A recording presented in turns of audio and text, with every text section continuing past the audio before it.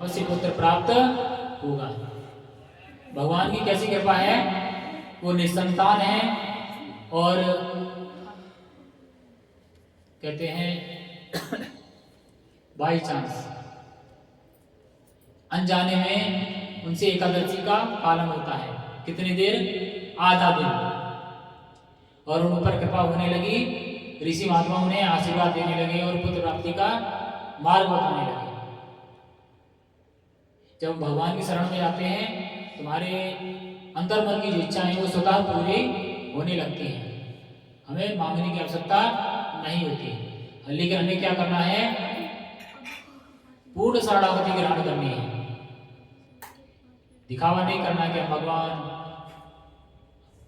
हम बहुत पूजा करते हैं, हमारे मन की इच्छा पूरी नहीं हो रही है, आदि आदि।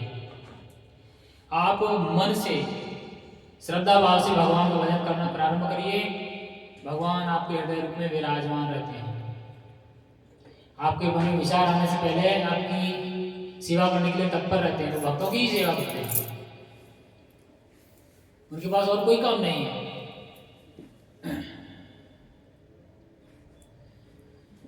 आगे भगवान कहते हैं कि हे दुष्टर, इस प्रकार उन ऋषि मुनियों के कहने से राजा ने उत्तम व्रत का पालन किया और महर्षियों के उपदेश के अनुसार विधि पूर्वक पुत्रदा एकादशी का अनुष्ठान किया।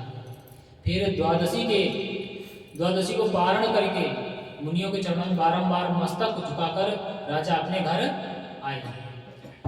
उसके पश्चात रानी ने गर्भ धारण किया। प्रसव काल आने पर पुण्यकर्मा राजा को तेजस्वी पुत्र प्राप्त हुआ, जिसने अपने गुणों से पिता को संतुष्ट कर दिया। वह प्रजाओं का पालक हुआ। इसलिए राजन पुत्रदा का उत्तम व्रत अवश्य करना चाहिए। मैंने लोगों के हित के लिए तुम्हारे सामने इसका वर्णन किया है।